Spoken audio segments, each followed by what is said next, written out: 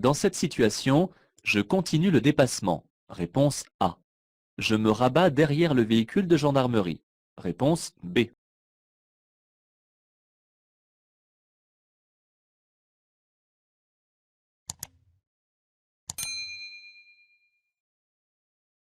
En dépassant, je vais subir une déviation de la trajectoire au début. Oui, réponse A. Non, réponse B. À la fin. Oui, réponse C. Non, réponse D.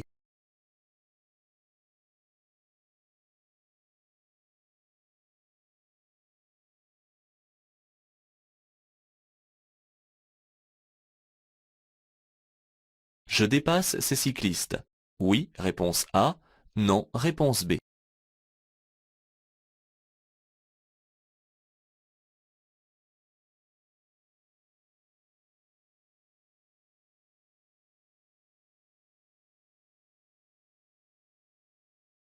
La signalisation laisse la possibilité de dépasser un vélo. Oui, réponse A. Non, réponse B.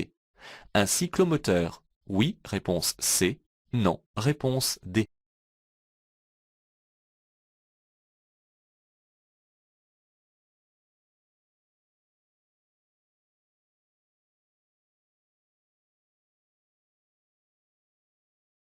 Je dois avoir terminé un dépassement à la dernière flèche. Réponse A. Dès la première flèche. Réponse B.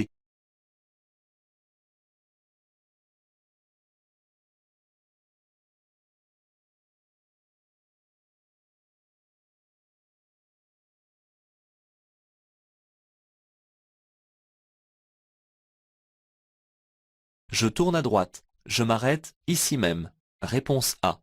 Dans le virage. Réponse B.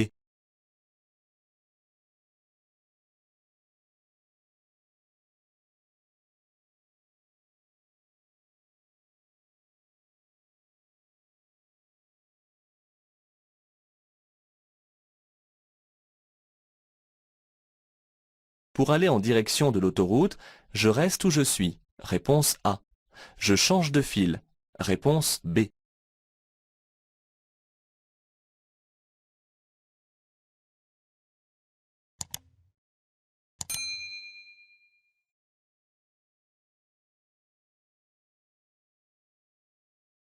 Je peux sortir à droite. Oui, réponse A. Non, réponse B.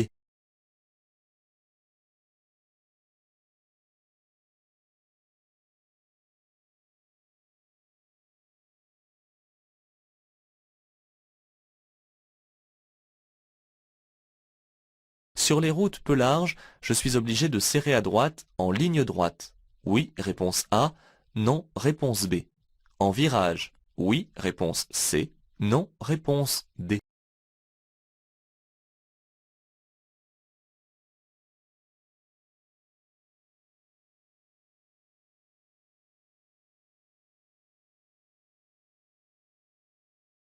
Pour marquer l'arrêt à ce feu rouge, je m'arrête à la ligne d'effet. Oui, réponse A. Non, réponse B. Je dois voir le feu du haut. Oui, réponse C. Non, réponse D.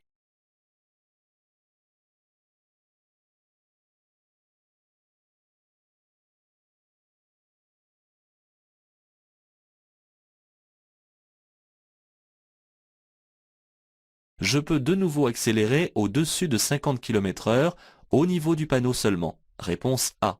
Au niveau des dernières maisons. Réponse B.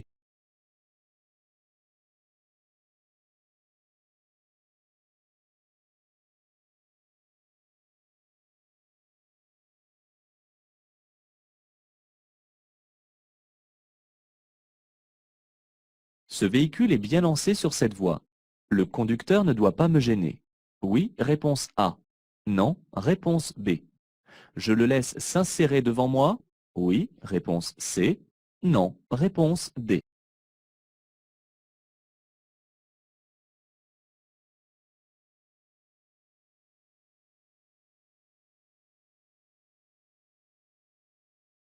Ce feu est clignotant. À la prochaine intersection, je devrais céder le passage à droite. Oui, réponse A. Non, réponse B.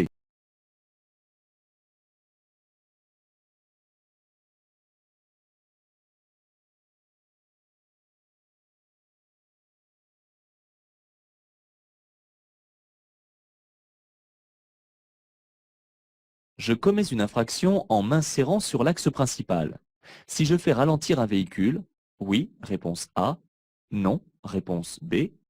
Si j'oblige un usager à changer de voie, oui, réponse C. Non, réponse D.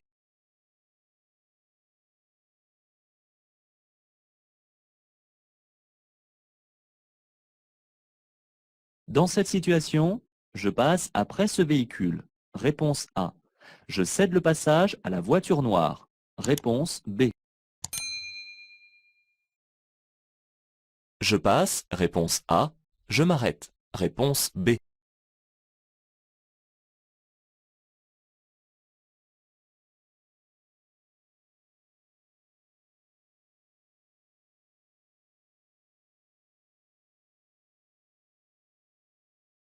Je tourne à droite. Je cède le passage à gauche. Oui, réponse A. Non, réponse B. Aux piétons qui pourraient s'engager. Oui, réponse C. Non, réponse D.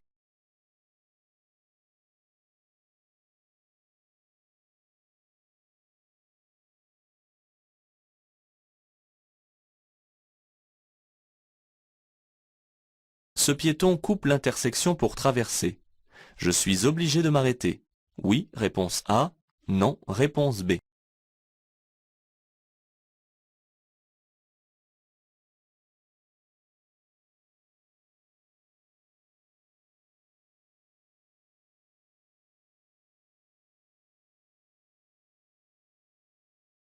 Je dois actuellement faciliter les manœuvres de ce véhicule. Oui, réponse A.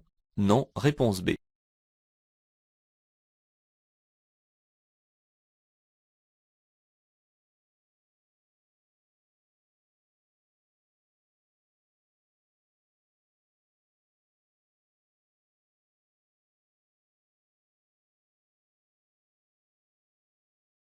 Quand le feu sera vert, je serai obligé de continuer tout droit. Oui, réponse A. Non, réponse B.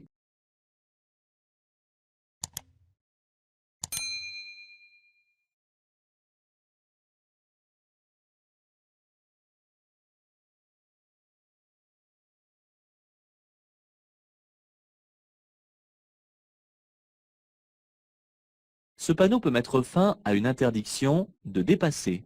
Réponse A. De s'arrêter. Réponse B. De stationner. Réponse C. De rouler à plus de 70 km/h. Réponse D.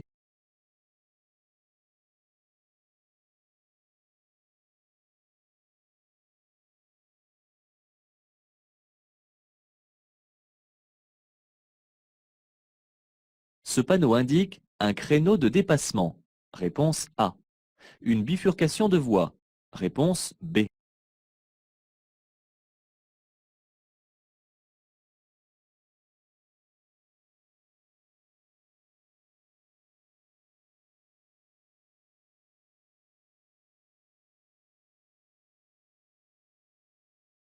Sur l'autoroute, les bornes d'appel d'urgence sont implantées tous les 2 km. Oui, réponse A. Non, réponse B. Sont à utiliser uniquement en cas d'accident. Oui, réponse C. Non, réponse D.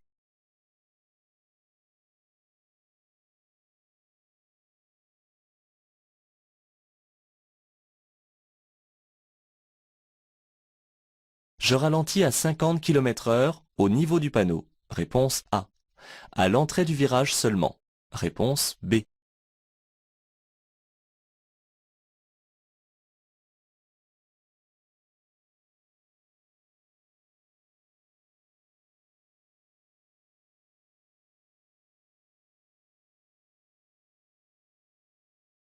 Je vais circuler sur un grand itinéraire. Oui, réponse A. Non, réponse B. Je rejoins immédiatement l'autoroute. Oui, réponse C. Non, réponse D.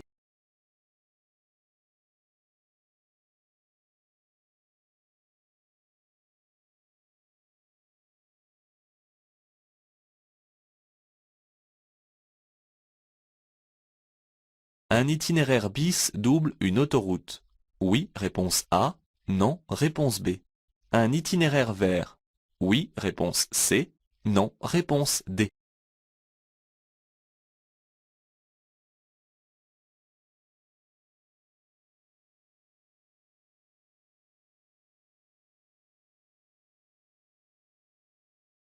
Dans une dizaine de mètres. J'entre dans un sens unique. Oui, réponse A. Non, réponse B. Le stationnement s'effectue à gauche et à droite. Oui, réponse C. Non, réponse D.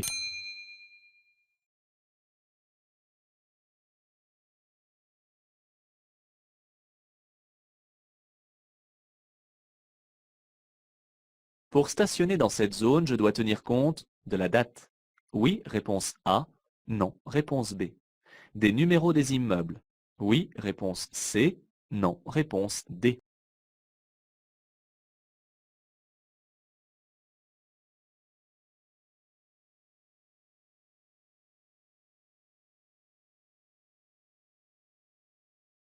Pour demander mon chemin à ces personnes, je m'arrête sur l'accotement. Réponse A. Le long de la ligne de rive. Réponse B.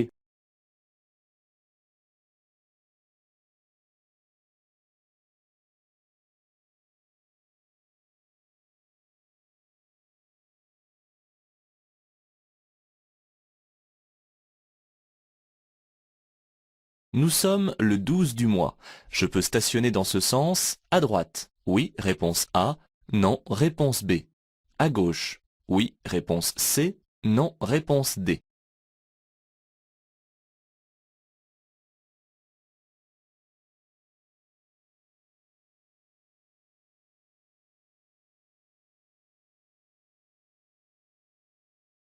Ce parking est réservé au seul cas d'urgence. Oui, réponse A. Non, réponse B.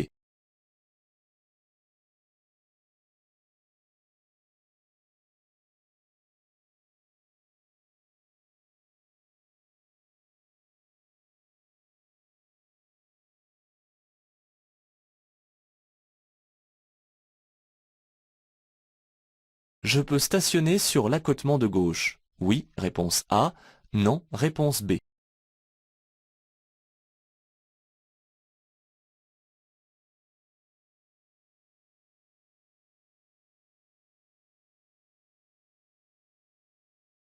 Je peux aller stationner le long du trottoir, à droite. Oui, réponse A. Non, réponse B. À gauche. Oui, réponse C. Non, réponse D.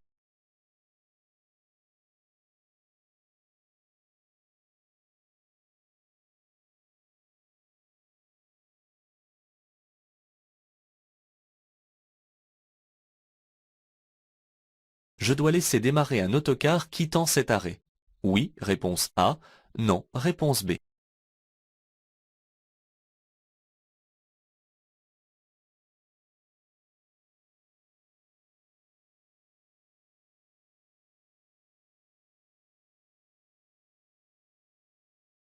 La profondeur des rainures principales d'un pneu doit être au minimum de 0,6 mm. Réponse A. 1,6 mm. Réponse B. 2,5 mm. Réponse C.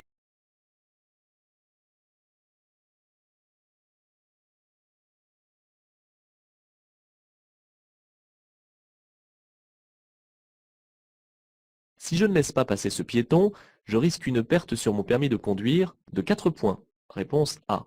3 points. Réponse B. 2 points. Réponse C. 1 point. Réponse D.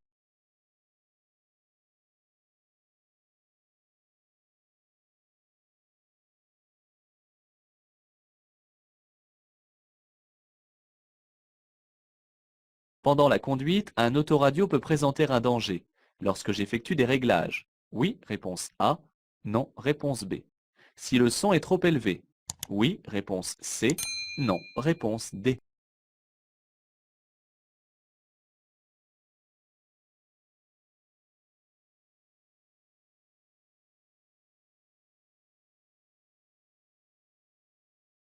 Après salage, la chaussée est mouillée. L'adhérence est divisée par 2. Réponse A. Le freinage est multiplié par 2. Réponse B. Le temps de réaction est multiplié par 2. Réponse C.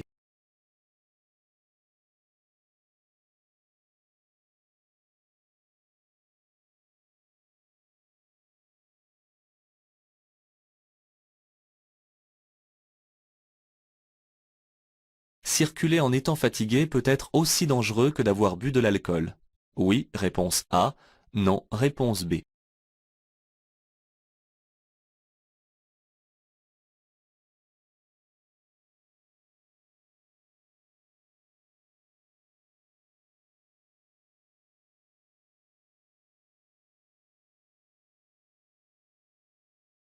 La pollution augmente avec la vitesse. Oui, réponse A. Non, réponse B.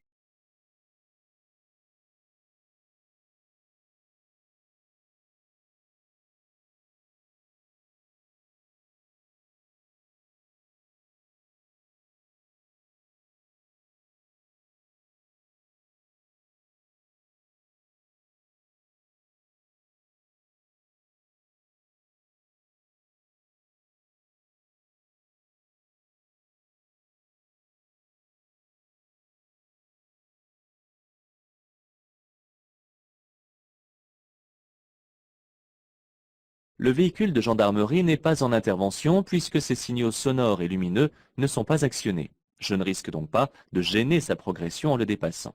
Je n'ai pas à craindre de dépasser un véhicule de police ou de gendarmerie si je respecte les limitations de vitesse. Plus le volume est important, plus la déviation risque d'être importante. Mais quel sera le type de déviation? En fait, l'effet se fera ressentir durant tout le dépassement. Au tout début, un premier courant d'air va me déstabiliser. Tout du long, je vais être attiré. Enfin, en passant devant, un dernier courant d'air va encore une fois me déstabiliser. Je ne cramponne pas le volant, mais je corrige avec souplesse. Dans un tel cas de figure, on ne dépasse pas, sauf s'il y a deux voies. Faites bien la différence entre la distance à laisser et le contexte. Il se peut que je dispose d'1,50 m de distance de sécurité.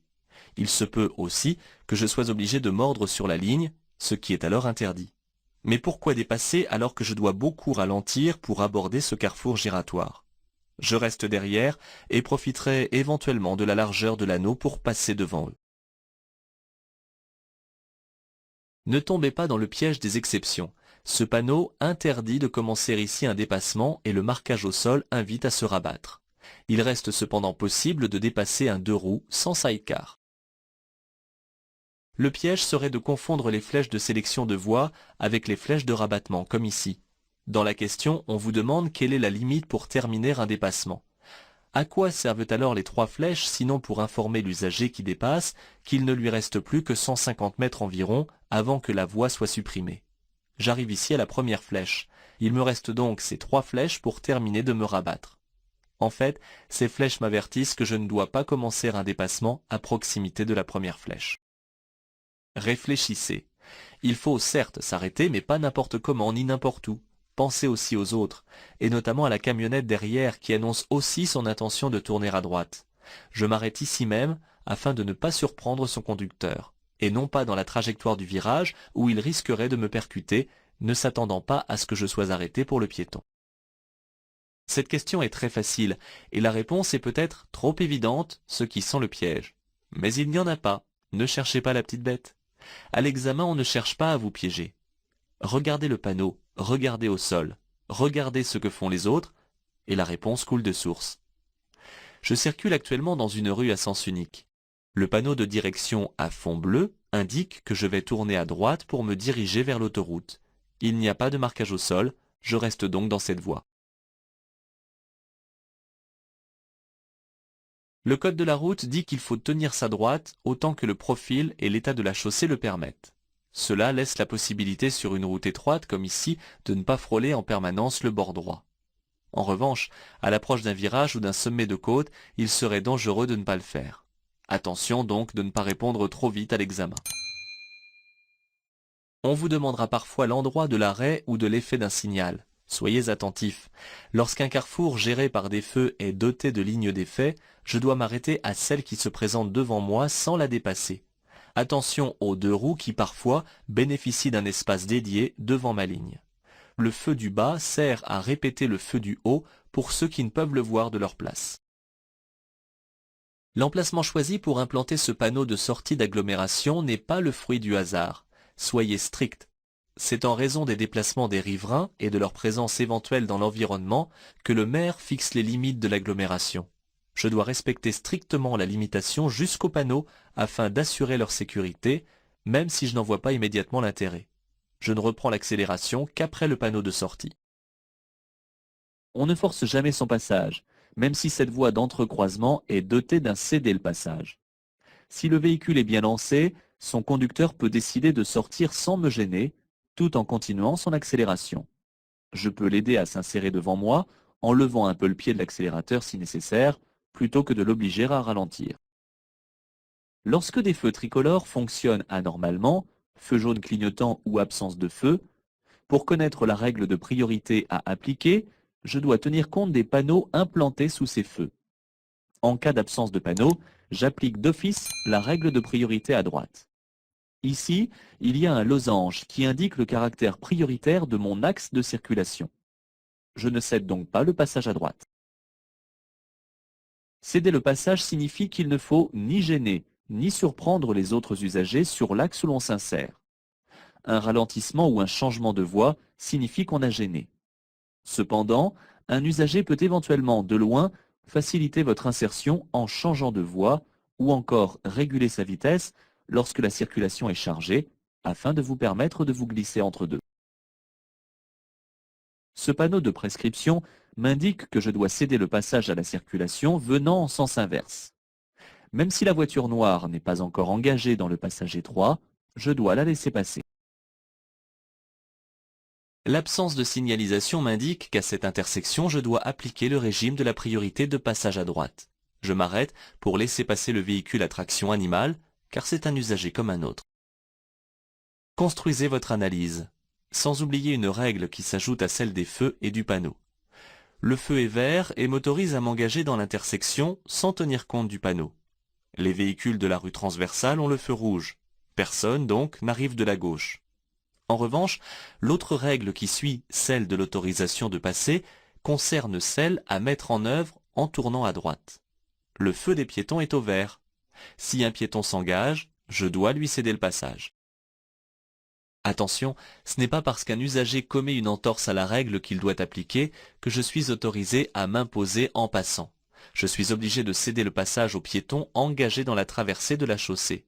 Je risquerai une forte amende, une suspension de mon permis de conduire, ainsi qu'une perte de 4 points sur ce dernier. Je m'arrête. On peut rester perplexe au regard du véhicule de service. Il est rare en effet qu'il soit équipé d'un gyrophare bleu.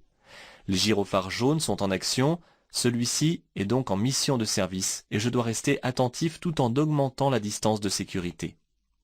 Pour que j'aille au-delà en lui facilitant ici une manœuvre, il faudrait que le gyrophare bleu fonctionne. Le panneau bleu indique que la rue en face de moi est à sens unique et non pas une obligation d'aller tout droit qui serait placée avant l'intersection. Dans cette situation, rien ne m'interdit de tourner à gauche ou à droite après que le feu soit passé au vert. Ce panneau met fin à toutes les interdictions précédemment signalées imposées aux véhicules en mouvement. Il ne met donc pas fin à une interdiction de s'arrêter ou de stationner, qui reste valable, sauf indication contraire, jusqu'à la prochaine intersection. Le panneau indiquant un créneau de dépassement comporte au moins une voie dans l'autre sens, symbolisée par une flèche en sens inverse. Ce panneau indique une bifurcation où je devrais choisir l'une ou l'autre des voies selon la direction vers laquelle je me dirige. Sur l'autoroute, les bornes d'appel d'urgence sont implantées tous les 2 km. Elles sont à utiliser dans tous les cas d'urgence, accident, panne ou malaise. En appuyant sur le bouton d'appel, j'entrerai en contact avec la gendarmerie, qui se chargera de faire intervenir les secours ou un dépanneur. Il ne faut pas s'embrouiller avec l'endroit où les panneaux prennent effet. Le danger est situé à 150 mètres de ce qu'il annonce et une prescription prend effet au niveau du panneau. Sachant cela, la lecture de la signalisation est facile. Le virage annoncé à 150 mètres m'oblige à ralentir dès à présent à 50 km/h. La question est ici à double détente, mais elle peut piéger. On pourrait croire que la deuxième proposition est la conséquence de la première. Il n'en est rien. Je vais circuler sur un grand itinéraire puisque le panneau est vert. Mais le symbole de l'autoroute n'est là que pour signaler que cet itinéraire me fait rejoindre une autoroute. Je n'ai cependant aucune indication de l'endroit où j'y arriverai. Pour une entrée proche de l'autoroute, le panneau serait alors tout bleu. Faites bien la différence en ce qui concerne les routes. Il existe deux types de déviation d'un itinéraire principal. L'itinéraire bis et l'itinéraire de substitution S. L'itinéraire S double une autoroute qui est souvent surchargée. Je peux récupérer l'autoroute un peu plus loin. L'itinéraire bis est en quelque sorte une route choisie pour éviter les grands axes très chargés. Il ne double ni une autoroute, ni un itinéraire vert. La route est en général plus touristique.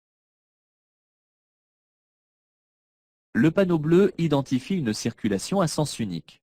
Dans ce type de rue, le stationnement peut s'effectuer à gauche ou à droite, sauf lorsque des emplacements sont délimités.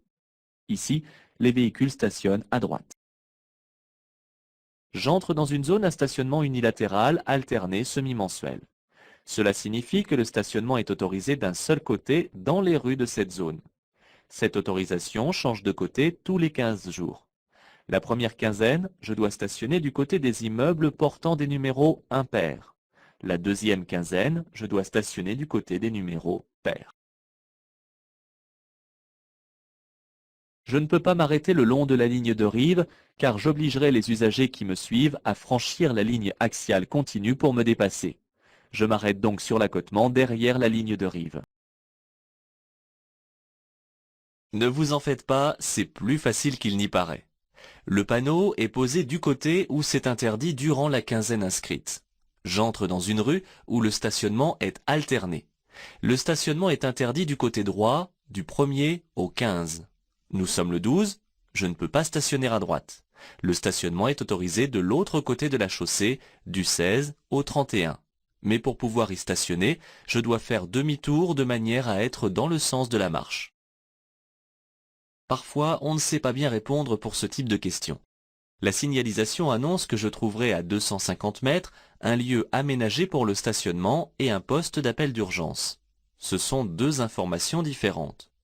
L'emplacement n'est pas ici réservé car l'emplacement d'arrêt d'urgence est signalé par un autre panneau.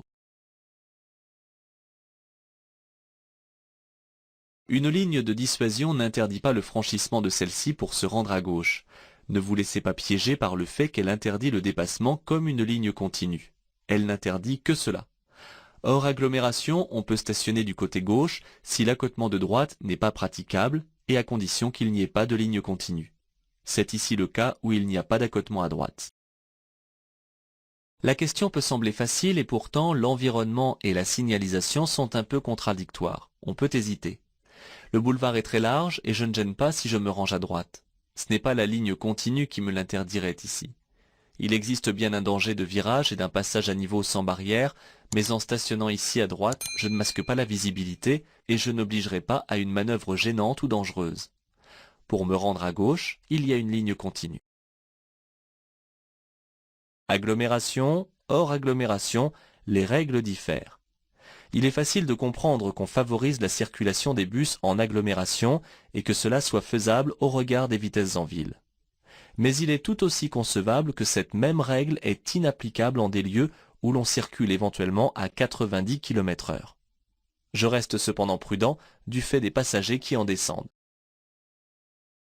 Les rainures principales d'un pneu doivent être au minimum de 1,6 mm.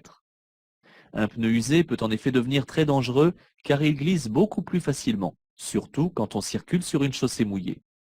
De plus, il augmente le risque d'aquaplanage. Par conséquent, en circulant avec des pneus usés, je risque une amende prévue pour les contraventions de 4e classe, soit actuellement 135 € par pneu lisse. Je dois céder le passage aux piétons régulièrement engagés dans la traversée de la chaussée, qu'ils soient ou non sur un passage piéton. Si je ne respecte pas cette règle, je risque une forte amende de 4e classe, une perte de 4 points sur mon permis de conduire, ainsi que la suspension de ce dernier. Ce n'est pas tant l'écoute de la radio qui est dangereuse, mais plutôt les manipulations du conducteur lorsqu'il change de station ou règle le volume sonore, car il est alors moins attentif à ce qui se passe autour de lui. Un volume sonore trop important prive le conducteur d'informations nécessaires à sa conduite. L'excès peut même entraîner une sorte de dangereuse ivresse. Le piège est dans les formulations, division et multiplication. L'adhérence diminue lorsqu'il pleut, qu'il neige ou qu'il y a du verglas. Lorsque l'adhérence est réduite, la distance de freinage est allongée. Sur route mouillée comme ici, On estime qu'il faut doubler la distance de freinage parce que l'adhérence est divisée par 2. Le temps de réaction ne dépend pas des conditions météorologiques, mais du seul conducteur. Ne croyez pas que le sommeil n'a qu'un effet radical au moment où l'on bascule dans l'endormissement. Comparez les multiples effets. Rouler en étant fatigué engendre des effets similaires sur les capacités du conducteur à la présence d'alcool dans le sang. En effet, au-delà d'une journée de veille active, les réactions du conducteur diminuent autant que s'il avait 0,5 g d'alcool dans le sang. La baisse de vigilance ainsi que l'augmentation du temps de réaction augmentent les risques d'accident. La pollution et les économies de carburant font partie des préoccupations essentielles de chaque conducteur. Des questions sont donc posées à cet effet et elles découlent toutes de la logique commune. Qui peut dire qu'on consomme moins en accélérant l'allure et que par conséquent la pollution diminue? Personne.